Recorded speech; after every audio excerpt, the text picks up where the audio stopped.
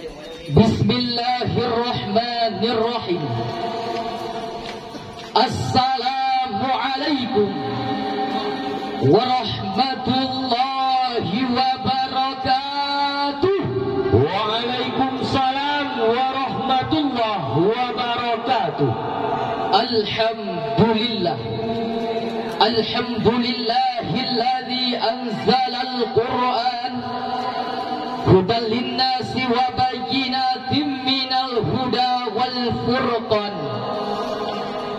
Ashhadu an la ilaha illallah khaliqul ma'bud wa ashhadu anna sayyidana sadiqul maw'ud. Rabbi shrah li sadri wa yassir li amri wahlul 'uqdatam min lisani yafqahu qawli. Amma ba'du.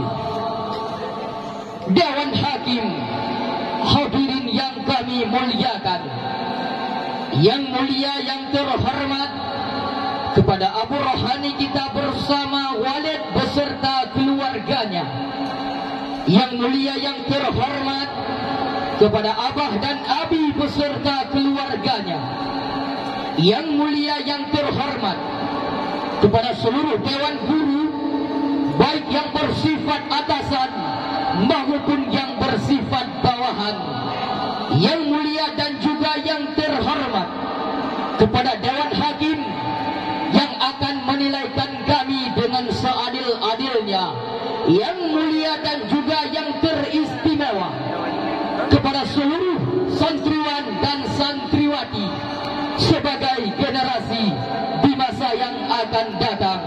Dewan Hakim, hadirin yang kami muliakan, laporan Badan Nasional Penanggulangan Bencana, ada 2032 bencana alam di Indonesia di tahun 2021.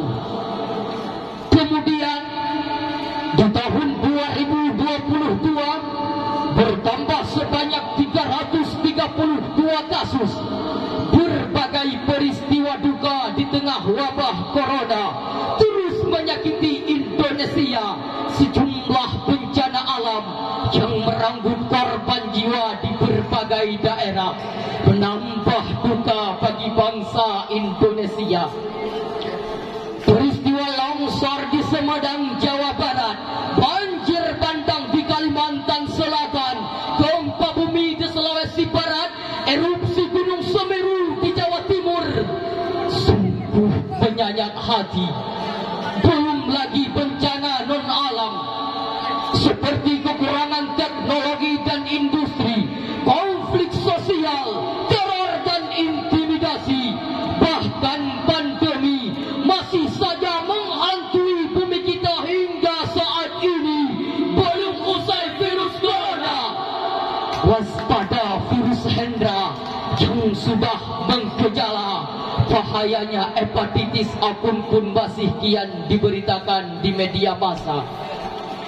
Cacar monyet yang tak luput membuat kita takut beraktivitas seperti biasa.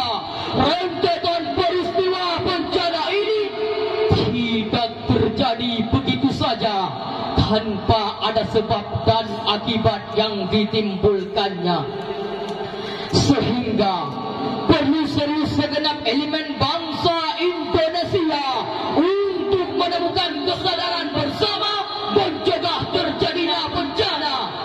Oleh karena itu, hadirin, izinkan kami bertiga untuk mengangkatkan sebuah topik syarahan sebagai solusi untuk menyingkapi bencana alam di negeri ini dengan judul Membangun Kesadaran Pencegahan Bencana Perspektif Al-Quran.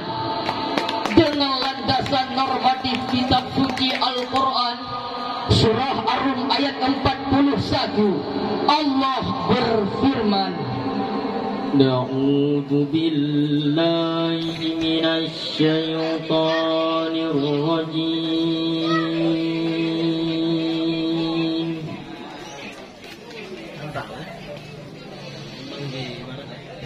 Bismillahirrahmanirrahim.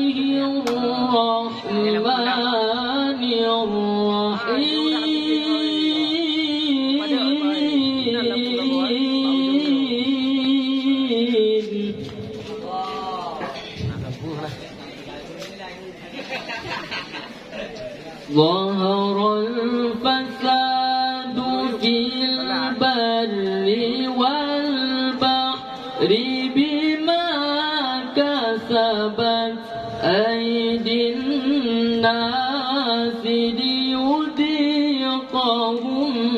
بعض الذي عملوا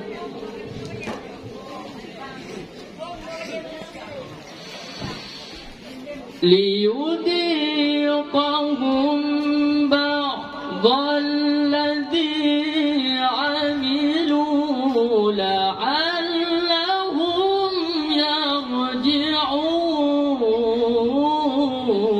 يرجعون.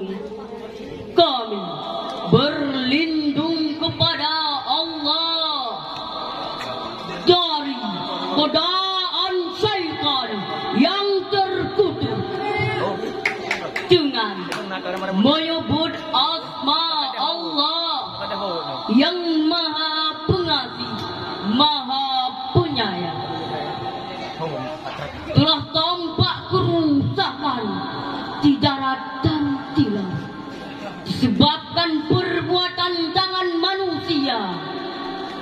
Allah menghendaki agar mereka merasakan sebagian dari akibat perbuatan mereka, agar mereka kembali ke jalan yang benar. Dewan Hakim, hadirin yang kami muliakan, Profesor Dr. Wahbah Az-Zuhaili dalam tafsirnya Al-Munir jilid ke-11 halaman 105 menafsirkan kalimat al-fasad adalah sesuatu yang kacau dan rusak.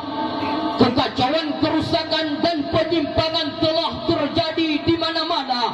Banyaknya kemudaratan, minimnya kemanfaatan, kekurangan hasil pertanian dan buah-buahan, rendahnya curah hujan, mencekiknya tanah tandus kekeringan. Itu semua karena kemaksiatan, kedurhakaan dan dosa-dosa manusia. Kemudian Profesor Dr. Qurrasyihab dalam tafsirnya Al-Misbah, pesan-kesan dan keserasian Al-Quran halaman 75 menjelaskan bahwa kehidupan alam semesta saling terkait antar sesama, sehingga kita harus saling menjaga dan sesama tanpa ada upaya untuk merusaknya. Karena jika terjadi gangguan pada salah satunya, maka yang lain akan terkena dampaknya.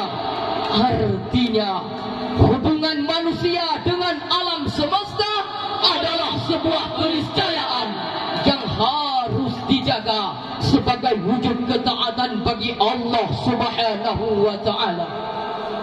Dewan Hakim, hadirin yang kami muliakan, Allah Subhanahu wa ta'ala menciptakan alam semesta ini sebagai persembahan terindah bagi manusia. Lihatlah bagaimana bumi dihamparkan, gunung-gunung ditinggikan, pepohonan hijau yang menyejukkan, langit yang berbentang awan. Itu membuktikan bahwa kekuasaannya yang tiada tara. Lalu Allah tempatkan kita di dalamnya untuk menyembah dan bersujud kepadanya, diperintahkan untuk memakmurkan dan memelihara semesta. Hal tersebut disebutkan dalam surah Hud ayat 61. Allah berfirman, وَإِلَى ثَمُودَ أَخَاهُمْ صَالِحًا قَالَ يَا قَوْمِ اعْبُدُوا اللَّهَ مَا لَكُمْ مِنْ إِلَٰهٍ غَيْرُهُ هو أنشأكم من الأرض واستعمركم فيها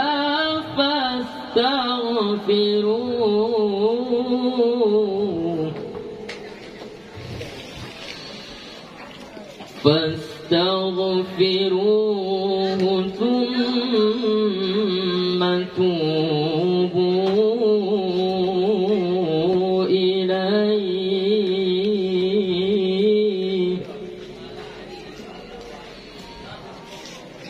إن ربي قريب مجيب